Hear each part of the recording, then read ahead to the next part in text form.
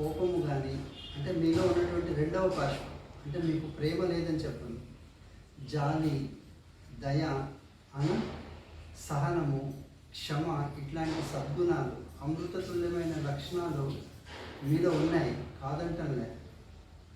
కానీ అంతే ఇంటెన్సిటీతో రెండవ పార్శ్వం కూడా ఉంది కదా.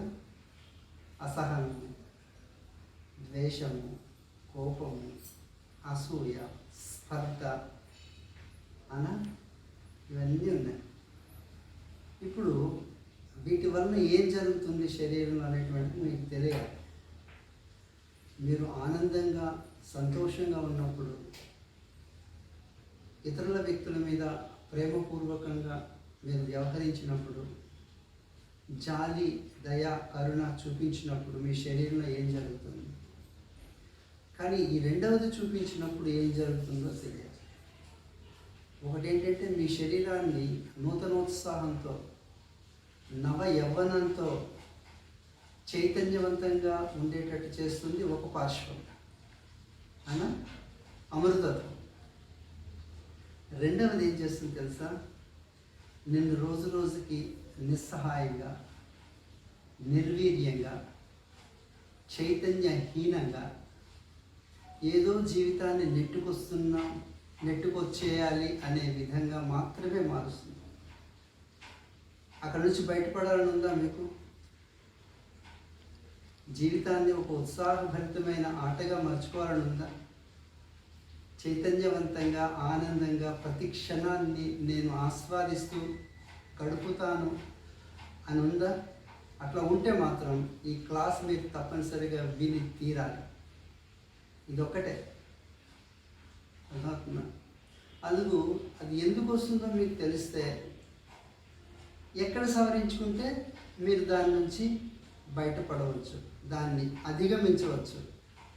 ఒక సాధారణత్వం నుండి అసాధారణత్వానికి ఎదుగుదల ఈ మేనేజ్మెంట్లో ఉంటుంది. Managing yourself is managing others అన్నా. లేకుంటే all that managers are damages. They don't know what is management. ఓకేనా? మనంతా ఏం థింక్ చేస్తామంటే అంతా మేనేజ్ చేయాలి, వాళ్ళని మేనేజ్ చేయాలి, వీళ్ళని మేనేజ్ చేయాలి అంటారు. అందుకే క్యాలరీ ఎంత పెరుగుతూ ఉంటే వాడికి అంత పెద్ద ప్రాబ్లం ఉంటుంది కదా. హై క్యాలరీలో ఉన్నవాడికి బీపీ ఉంటే తప్పనిసరిగా, అవును కదా, కార్డియాక్ ప్రాబ్లమ్స్ అన్నీ ఉంటాయి. ఎందుకంటే అందరినీ మేనేజ్ చేయాలి కదా. మీరు ఒకటి తెలుసుకోండి, నిన్ను నువ్వు మేనేజ్ చేయడం తెలుసుకుంటే అందరినీ మేనేజ్ చేయొచ్చు. కానీ నిన్నే నువ్వు మేనేజ్ చేసుకోగలుగుతారా? అట్లా చేసుకుంటే నువ్వు అసాధారణమైన వ్యక్తివే. అప్పుడు నీకున్న నైపుణ్యము, నీకున్న క్రియాశీలత, నీకున్న సృజనాత్మకత, ఇవన్నీ ఇంకా ఇంకా ఇంకా పరిణమిల్లి నిన్ను ఒక అద్భుతమైనటువంటి వ్యక్తిగా తీర్చిదిద్దుతాయి. సత్యం ఇది కదా. మనం ఒక దగ్గర ఇరుక్కుపోయి ఉన్నాం, ఎరక్కపోయి ఇరుక్కుపోయారు మీరు. అది ఎరుకులో జీవించడం మొదలుపెట్టారనుకోండి, బాగుంటుంది. నేను కోపం కూడదని చెప్పటం లేదు, కోపం అప్పుడప్పుడు రావాలి. ఎవరి మీద తెలుసా? నీ మీద నీకు రావాలి కోపం. అందరి మీద వస్తుంది కానీ నీ మీద నీకు వస్తుందా? రేపు పడుద్దే, నడక ఆరోగ్యానికి మంచిదిరా, ఇవాళ 5 గంటలకు రావాలి, నువ్వు ఎందుకు రావలేదు? బాగుంటుంది అట్లా. మిమ్మల్ని మీరు కోపగించుకోవడం తెలియదు, మిమ్మల్ని మీరు ముద్దు చేసుకోవడం తెలియదు. ఏ రోజైనా అర్థంలో నీ ముఖాన్ని నువ్వు చూసుకొని అనుకున్నావా కదా? మీకు రెండూ తెలియదు అనా. మీలో అలవి మారినంత ప్రేమ ఉంది అంటే దానికి లెక్కకు మిక్కిలిగా ఉంటుంది. అంత కరుణ ఉంది, అంత సహనం ఉంది. కానీ మీరు దాన్ని ప్రాక్టీస్ చేయగల. రోజు ఏం ప్రాక్టీస్ చేస్తున్నారంటే అసహనాన్ని, ఇరిటేషన్ మూడ్స్ని బాగా ప్రాక్టీస్ చేస్తారు. ఈ క్లాస్ అంతా ఎందుకు తెలుసా? నా క్లాసెస్ ఎందుకు ఇక్కడ అంత ఫేమస్ అంటే, నేను చెప్తాను, యోగాసనాలు చెప్తా, ప్రాణాయామ చెప్తా, ధ్యానం చెప్తాను, కానీ ఏది అవసరమో అది ఇంపార్టెంట్. మనం కూడా చెప్పుకున్నాం కదా, పతంజలి మహర్షి చెప్పినటువంటిది స్థిరం సుఖం ఆసనం. సుఖమునందు స్థిరంగా ఉండటం అనేది నేర్చుకోవాలి. ఏది మన సుఖానికి అడ్డు అంటే నీ కోపమే నీకు, అంతే కదా. మీరు పద్యం ఉంది చిన్నప్పుడు మీరు నేర్చుకున్నారో లేదో, తన కోపమే, చెప్పండి, తన కోపమే తన శత్రువు, తన శాంతమే తనకు రక్ష, దయ చుట్టంబావు, తన సంతోషమే స్వర్గము, తన దుఃఖమే నరకము, తథ్యము సుమతి, అంతే కదా.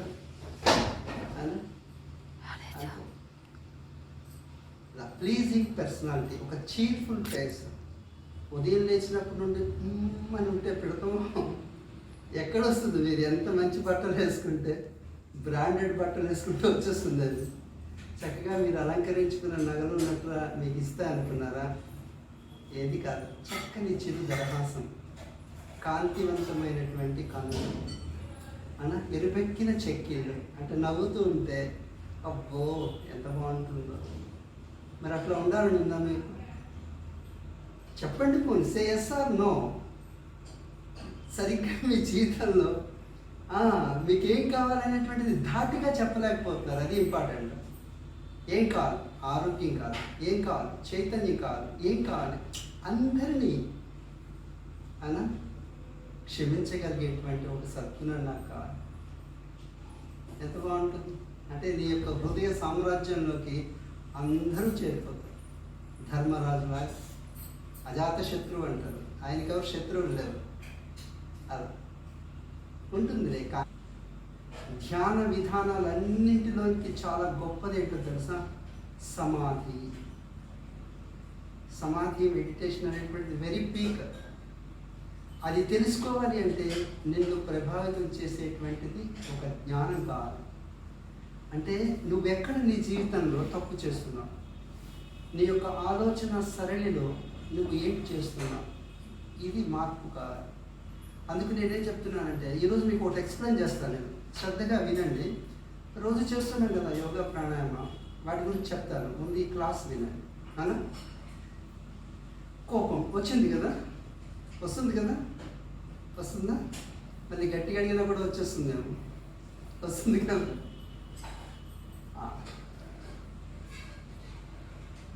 అప్పుడప్పుడు వస్తుందంటే అదేమైనా ఉందా కదా?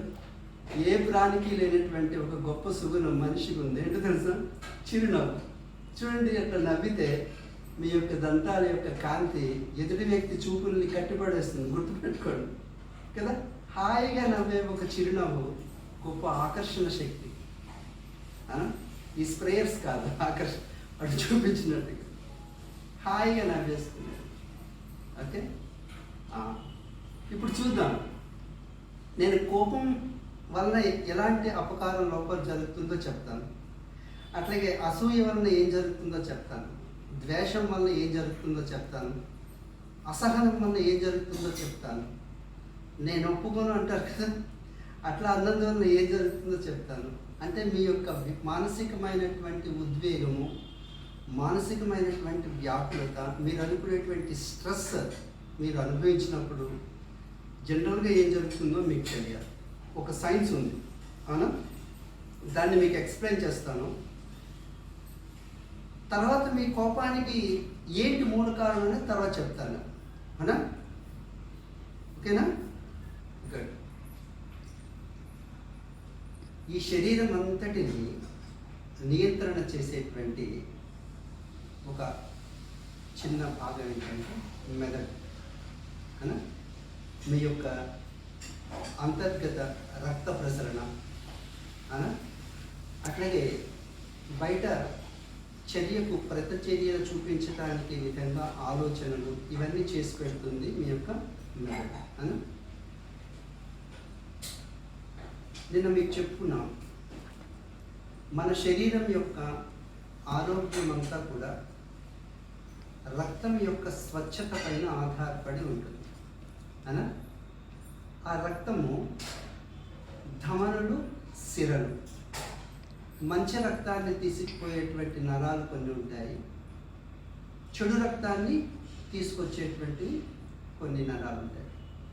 వీటిని సిరలు అంటారు.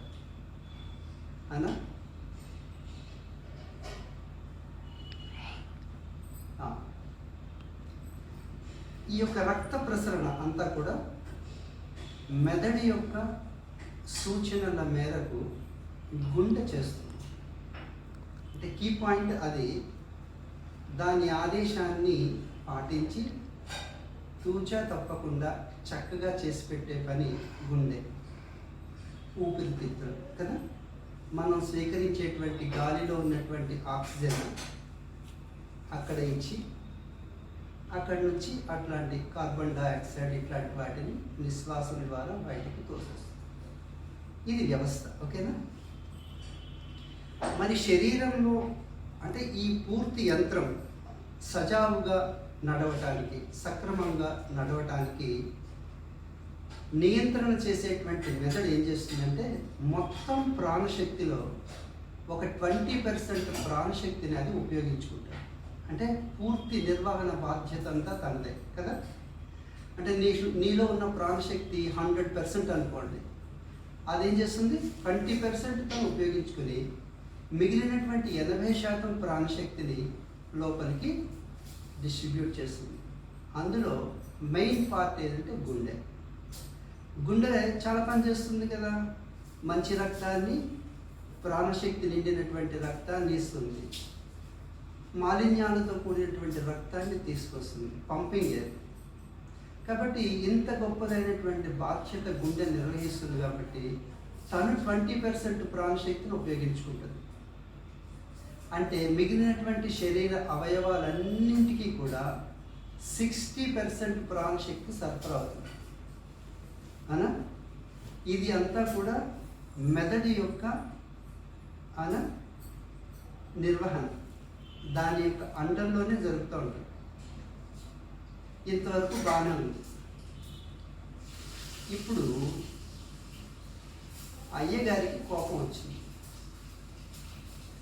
లేకుంటే అమ్మగారికే కోపం వచ్చింది అనుకుందాం. కోపం వస్తే మెదడుకి పనిభారం పెరిగిందా తగ్గిందా? ఈ కోపం వచ్చింది అంటే ఆ చర్యకు ప్రతిచర్య మీరు చూపించాలి కదా. చూపించినప్పుడు మెదడుకి పనిభారం ఏమైంది? పెరిగింది. అంటే మామూలుగా ఉన్నదానికంటే నువ్వు ఎక్కువ ఆలోచన చేయాలి.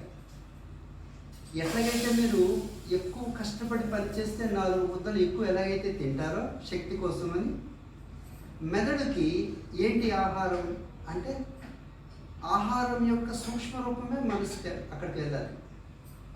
కాబట్టి ఎక్కువ ఆలోచన చేస్తే దాని పనిభారం పెరిగినందువలన దానికి ఎక్కువ శక్తి కావాలి. ఎక్కువ శక్తి అంటే సపోజ్ దానికి 20% దానికి మ్యాక్సిమం అది ఉపయోగించుకుని మిగిలిన 80% పంపిస్తుంది. కానీ ఇప్పుడు దానికి పనిభారం పెరిగింది అంటే ఇంకొక 10% ఎక్సెస్ అనుకుందాం. ఈ 10% ఎక్కువ ప్రాణశక్తిని ఎవరిని అడిగి తీసుకుంటుంది?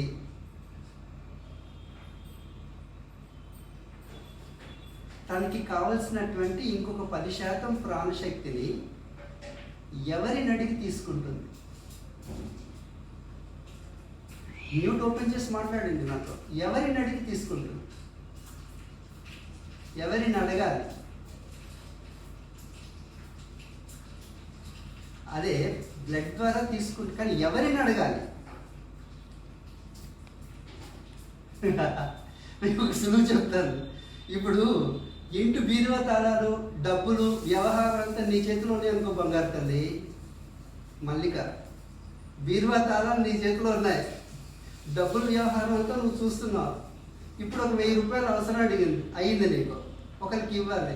ఎవరిని అడగాలి? ఎవరిని అడగాలి? ఎవరిని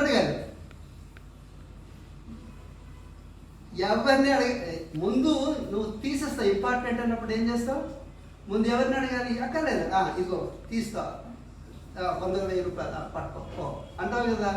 తర్వాత చెప్తాం మిస్టర్ ఏమంటే ఇట్లా ఒక విపత్తు వచ్చేసింది, చాలా అర్జెంట్ అంటే మీకు ఫోన్ చేయడానికి కూడా టైం లేదండి, నేను ఇవ్వాల్సి వచ్చింది అవునా, నన్ను మిమ్మల్ని అడగకుండా చేస్తానండి పర్వాలేదా అంటారు కదా. అలా కదా. మొత్తం మీదకి ఏంటంటే ముందు నువ్వు కార్యాన్ని చక్కబెట్టేస్తారు అవునా కదా. ఇప్పుడు నిర్వహణ అంతా మెదడు అధీనంలో ఉంటే అది ఎవరిని అడుగుతుంది బంగారం? ఎవరిని అడగదు, లాగేస్తుంది. 10% ప్రాణశక్తిని లాగుతుంది. ఎక్కడి నుంచి లాగుతుంది? ఎక్కడి నుంచి లాగుతుంది? కానీ ఒక సూచన అయితే మాత్రం గుండెకి ఇస్తుంది. అది ఏమని? ఎక్కువ ప్రాణశక్తి నాకు కావాలని. కానీ అంతకుముందు ఒక సూచన గుండెకి వచ్చి చేరుతుంది. ఏంటని?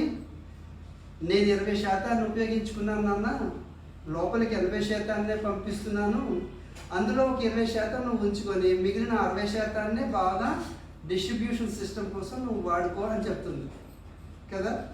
ఒక సూచన ముందు వచ్చి ఉంది. ఇప్పుడు ఎక్స్ట్రా కావాలని నెక్స్ట్ నువ్వు ఒకటి పంపిస్తే వెంటనే అది రెస్పాండ్ కాదు. కానీ దీనికేమో ప్రాణశక్తి ఎక్కువ అవసరం అవుతుంది మెదడుకి. అప్పుడు ఏం చేస్తుంది తెలుసా? దగ్గర ఎక్కడైతే ఎనర్జీ ఉందో ప్రాణశక్తిని దాన్ని పికప్ చేస్తుంది. అవునా కాదా అని తెలుసుకోవాలంటే ఒకటే, మీకు కోపం వచ్చినప్పుడు మీకు ఎలా ఉంటుంది తల? మీరు ఇలా అనుకుంటారు కదా కోపం వచ్చినప్పుడు. ఎందుకు? ఇక్కడ ఉన్నటువంటి ప్రాణశక్తిని లాగేసినందువలన ఇది భారం అయిపోతుంది. మీకు ఈ ముఖంలో ఎక్కడెక్కడ దగ్గర ఉందో ఆ పార్ట్స్ నుండి దానికి అందాల్సిన ప్రాణశక్తిని అందనివ్వకుండా లాగేస్తుంది అది. అందుకే కోపంతో మీరు ఊపిపోయినప్పుడు మీ నాలుక పిడిచిగట్టిపోతుంది, మాటలు తడబడతాయి, అవునా కదా, పెదవులు పొడిబారిపోతాయి. ఇది వెరీ సింపుల్, ఓకేనా? కొద్ది క్షణాలు అయ్యేటప్పటికి గుండె మన వాడు చెప్పాడు, ఒక సూచన ఇచ్చాడు, తనకి ఎక్కువ రక్తం కావాలని చెప్పి గుండె ఏం చేస్తుంది తెలుసా? ఎక్కువ రక్తాన్ని పంప్ చేస్తుంది. అందుకే మీ కోపం వచ్చినప్పుడు గుండె వేగం ఎలా ఉంటుంది చెప్పండి? ఎలా ఉంటుంది బంగారు? 70 100 కొడుతుంది. అది కొట్టేస్తుంది, టక కొట్టేస్తుంది. అప్పుడు చూడండి, ఈ సన్నని రక్తనాళాల గుండా కేవలం 20% రక్తాన్ని పంపు చేయడానికి వీలైనటువంటి సిస్టమ్ అది. ఇప్పుడు 20 అంటే 30, 35, 40 అంటే మీరు ఎంత ఆలోచిస్తూ ఉంటే, ఎంత ఉద్వేగానికి గురై ఉంటే అంత ఎక్కువ ప్రాణశక్తి పంపింగ్ అవుతుంది. అందుకే కణతలు అంటారు వీటిని. ఈ కణతల దగ్గర రక్తనాళాలు ఉబ్బు కనిపిస్తాయి. మీ తలనొప్పి రావడానికి కూడా ప్రధానమైన కారణం. అంటే ఎక్సెస్ ఫ్లో ఎలా అవుతుంది? పూర్తి ప్రెషర్తో వెళ్తుంది. అందుకే తల పట్టుకొని ఏంటి ఇది అని. అంటే నువ్వు ఎంత దానికి ప్రతిక్రియ చూపించడానికి ఆలోచిస్తూ ఉంటావో అంత హెడేక్ నీకు వచ్చితే కదా నీ మాట. అందుకే కోపంతో ఉన్న ఉర్రూతుడిపోతాడు. అంటే బాడీకి ఇంకా పూర్తిగా ప్రాణశక్తి వెళ్ళదు. అందుకే షివరింగ్ వస్తుంది. కోపం వచ్చిన వాటిలో షివరింగ్ ఉంటుంది. మాట గాంభీర్యత కానీ స్పష్టత కానీ ఉండదు, వణికిపోతాడు.